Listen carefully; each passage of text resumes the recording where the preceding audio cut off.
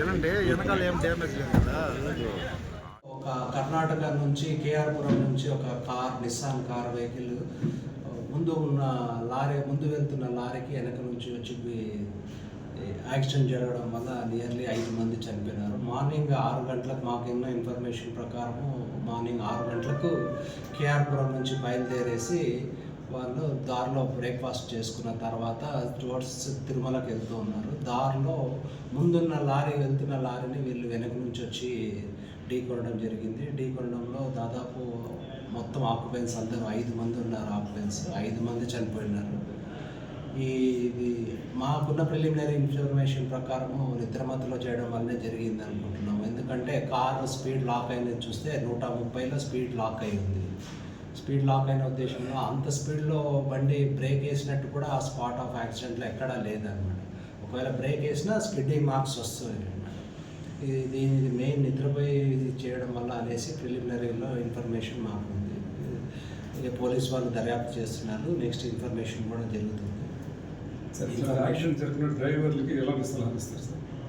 కంపల్సరీగా రెస్ట్ ఉన్నప్పుడే బయలుదేరి రావాలి. కంపల్సరీగా నిద్రమత్తులో జరుగుతున్న యాక్సిడెంట్స్కు చాలా ప్రాణాలు పోవడం జరుగుతుంది. ఇప్పుడు వాళ్ళ ప్రాణాలే కాకుండా ఆక్యుపెన్స్ కానీ రోడ్డు మీద ఉన్న ప్రాణాలు కూడా పోవడం జరుగుతూ ఉంటుంది. ప్రాణం విలువ చాలా విలువైంది. చాలా జాగ్రత్తగా నడపాలి.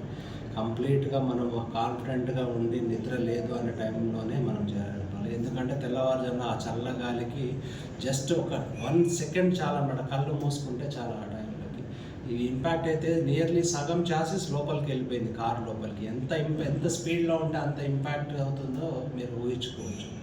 అసలు చూస్తుంటే బాడీలో అన్నీ కంప్లీట్గా ఛిద్రం అయిపోయినాయి అన్నమాట. గొంతులోని పార్ట్స్ ఇట్లా ఎంత దారుణంగా ఉంటుందంటే ఒక చిన్న తప్పు వల్ల నిద్రపోయడం వల్లనే ఇవన్నీ జరుగుతున్నాయి.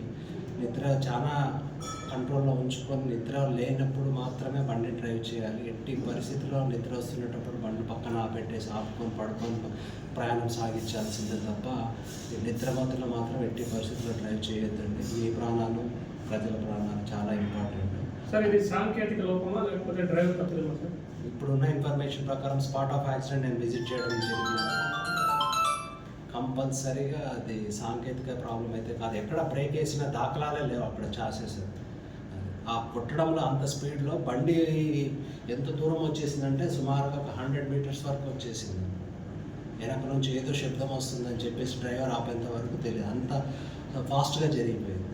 ఒకవేళ బ్రేక్ వేసినట్టు ఏదైనా తెలిసినా కానీ స్కిడ్డింగ్ మార్క్స్ వస్తాయి అన్నమాట. రోడ్డు మీద కంప్లీట్గా టైర్ మార్క్స్ వస్తాయి. ఎక్కడ కూడా టైర్ మార్క్స్ లేవన్నమాట. ఎక్కడైతే యాక్సిడెంట్ జరిగిందో అక్కడ నుంచి టైర్ మార్క్స్ ఉన్నాయి. బండి లాక్కుని వెనక తగలడం వల్ల చూసుకోవాలి.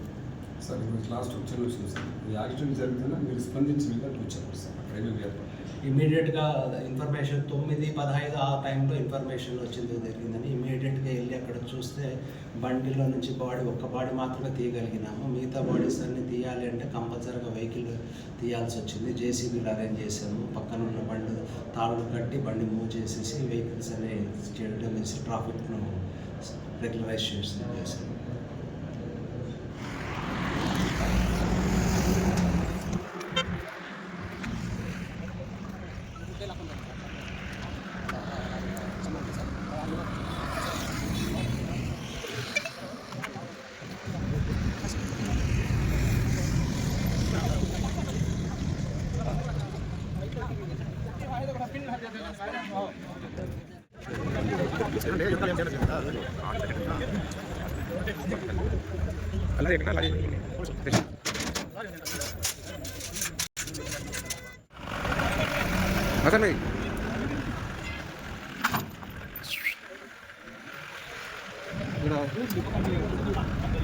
वो राजाजी नगर में